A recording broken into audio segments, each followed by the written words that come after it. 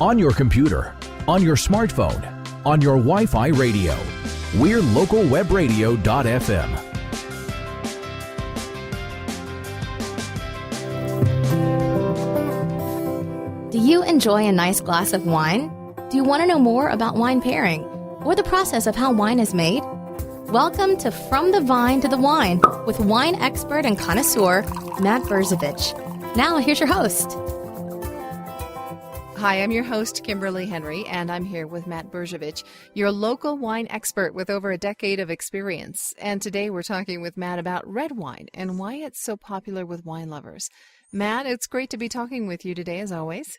You as well, Kimberly. I look forward to talking with you today about the history of drinking wine, what wines are great to get started with, and the connection people have to drinking wine. And don't we all? We do indeed. Yeah. One of the things that I think for this episode, which is basically about Apothic Red, a very popular red blend, I think it's kind of maybe instructive to tell you a little story of when I first started drinking wine. When I was a kid growing up, my family was from Croatia. They emigrated to Canada back in the 60s, and winemaking was a part of the tradition. My grandfather decided that he was going to make wine when he got here, and he went up to Potter's Distillery, bought some old barrels, cleaned them out, and every year he'd buy grapes from California and press them, put them into the barrels, and we'd have 2 barrels of wine that would last for the year for the whole family. I really, as a young kid, we'd get a little bit of wine and water in a glass, and you'd get to learn what the taste of wine was. Never really cared for it, but I remember watching I Love Lucy and seeing her stomping grapes and crying her eyes out, and all I could think as a kid was, why is she crying? That would be so much fun. So I begged my grandfather to let me help him, and I said I wanted to stomp the grapes. And he said, no, Matt, you can't do that. It's going to be too much work. I said, no, please let me do it. I can do it. And he tried to explain to me how long it would take. And I just said, no, forget it. I want to do it. So the day came and he let me get in there. I rolled up my pants up to my ankles and started stomping the grapes. And it was fun. It was beautiful. The feel of the grapes going through my feet. All of that as a kid was amazing. Mm-hmm. But I would say about 45 minutes in, I was like, are we almost done yet? And he's like, no, you got a ways to go. And about another 20 minutes later, I'm like, are you sure we're not done yet? No, Matt, you've got about another hour to go. And that's about when I started to cry and go, please let me out. I can't do this anymore. Well, he finally, after about an hour and a half in there, he said, all right, get out. And as I got out, I looked behind him and he reached over and pulled the tarp off the press that he had got anyways, because he wanted to teach me the lesson to finish what I started, but he knew that there was no way I was going to be able to do it. That was my kind of introduction to wine. And for all my life, for probably until I was until about 12 years ago, I never drank wine. I didn't like it. Every Italian wine I bought or Spanish would seem too acidic and tart. And I'd go, why do people drink this? The whole point of this story is that when I started, the wine that first got me going, that made me think, wow, I really like wine, was a wine very similar to what the Apothic Red Blend is today. A blend of 5 grapes. It was Zinfandel dominated, had lots of fruit, very smooth, very little oak. And those are the wines that made me go, geez, I got to try some of these other wines. That's where I started. And eventually now, I remember the first time I had a French wine that I liked, I was staring at the glass going, oh my God, how did they do this? But if you'd given me that same French wine when I first started, I would have gone, yeah, not very good. Mm-hmm. So that's kind of where I came from, and that's kind of who Apothic is really aimed at. That is a great story, and I love that you brought Lucille Ball in, because I think anybody of our generation, when we first think about the creation of wine in that process, how can you not think of that episode? The classic episode, yes. And I've seen it many times since, and it always brings me back and reminds me of that. That's fantastic. So why are red blends so popular? Well, there's a number of different kinds of red blends, but one of the things that a lot of consumers don't realize is that almost every wine out there is a blend of some kind or another. For example, when you go to your shelves and you buy a California Cabernet, the California AVA says that any wine that says Cabernet on it must be, I believe it's 80% has to be Cabernet. But the rest of the wine in there, they don't have to tell you what they put in there. And a lot of times they will blend things like Syrah or Petit Syrah, Petit Verdot, maybe Malbec, various different grapes. Just to make that Cabernet maybe have a little prettier nose or a little heavier weight. It's a way of making a wine the way the winemaker wants to make it is kind of the reason that you see a lot of them. But Apothic falls into those kind of simple blends that are based mainly on the Zinfandel grape that have a lot of juiciness and fruit to them that makes it easy for people to get started and try these wines and kind of make them interested in wines. So there's lots of red blends out there. Why has Apothic become the one that everyone's talking about? Well, it's a great confluence of three important things. One, a wine that appeals to the mass public. Two, beautiful packaging. If you take a look at the wine, it's kind of got a Gothic look to the front of it with black and red motif, kind of stands out on the shelf. And if anybody tells you that labeling does not matter to the consumer, they have not spent any time with the consumer. Right. And lastly, the price. It's at that price point where just about anybody can try it, and it's not going to break the bank to have during the week. So all three things conspire to make it one of the more popular wines out there today. And why would you choose a red blend versus a single varietal like a Zinfandel? It depends on your palate. A lot of times I like Zinfandels. I think they're beautiful wines. I've had many times that I've tried all kinds of different Zins at different price points, and they offer different things. But the red blend is a way to be able to put a wine together exactly to what the winemaker wants, rather than be, a little more at the mercy of the elements. It allows them to take the best constituent parts of their vineyards and put together a great blend every year. That may be a more expensive blend that's going to age for a little while, or it may be something like Apothic that is meant to drink within the first year of its life and be a great little barbecue wine that you can drink anytime. Yeah. That's what I was going to ask. I had my share of red blends, and I usually grab that when I want something easy.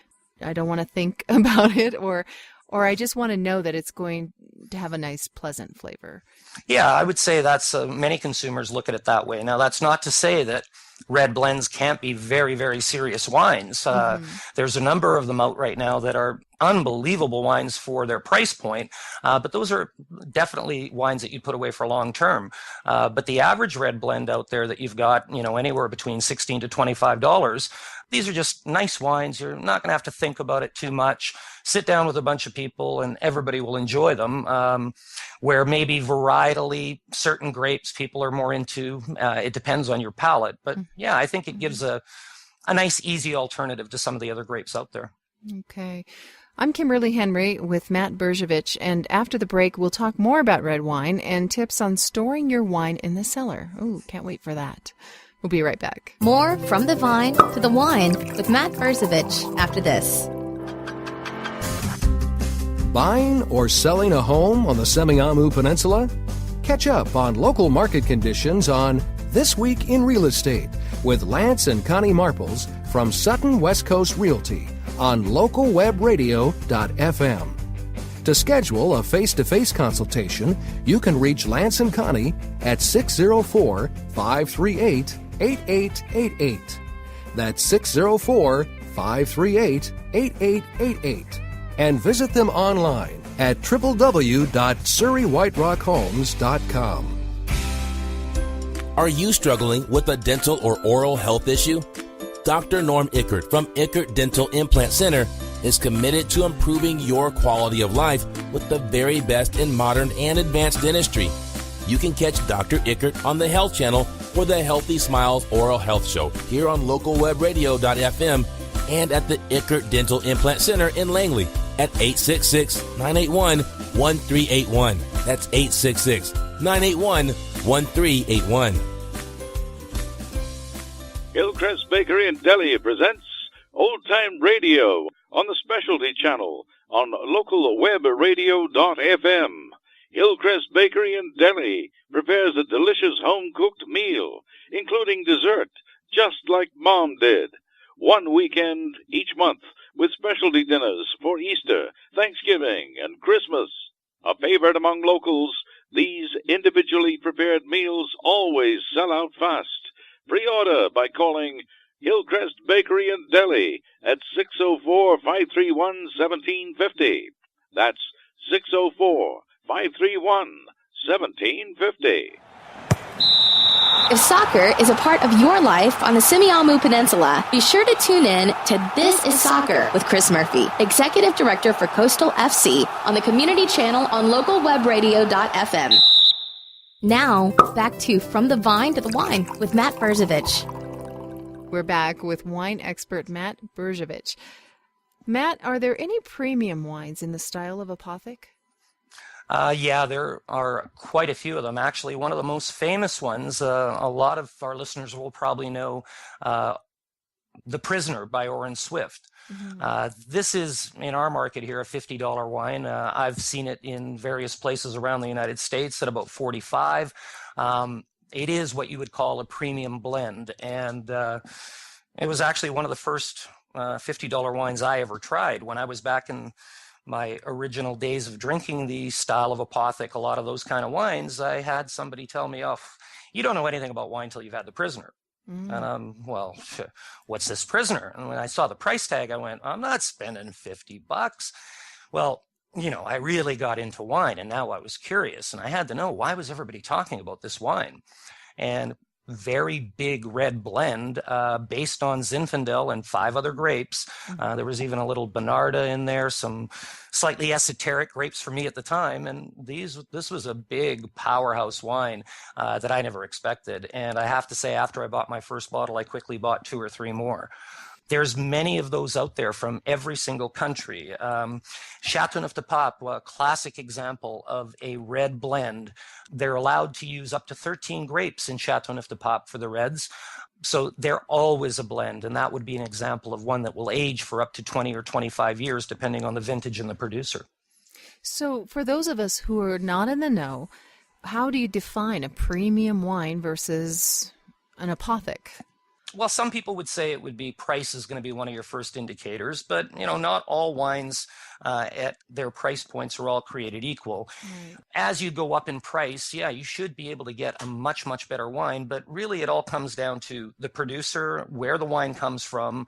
I always tell people to look for the wines that come from a specific place, that come from a single vineyard, even better, that come from a small village or a commune. But the point is that it comes from one little place rather than being selected from grapes all over a particular region. For example, in Australia, you have wines that will be Barossa, and you will have wines that will be South Australia.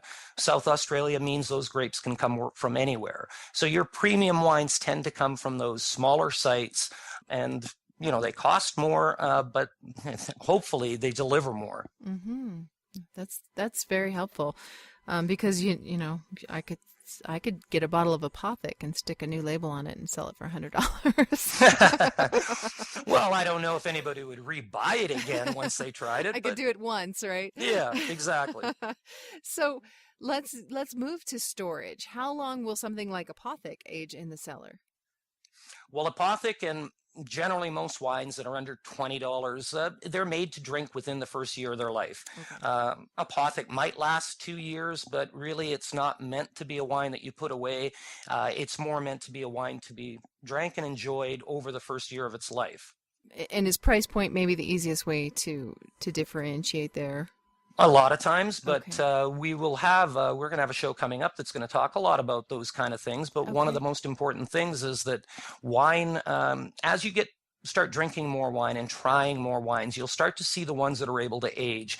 And it's a function of acidity, tannin, alcohol level, and fruit. If there's no fruit to start with, there won't be fruit later in the wine, but the main thing is acidity preserves the wine. So if it's got no acidity, that lowers the amount of time that it's going to age. Alcohol preserves the wine. If it's a very low alcohol wine, that's a little less that it's going to be able to age. And then on top of that, tannin, the grip, that mouthfeel, we'll talk about tannin later, but the point is that tannin is another thing that helps a wine to age. So if you have all of these in a well-made wine, that will tend to age. And you look at a wine like apothic, it's a great wine, but it's a low acidity. There's not very much tannin there.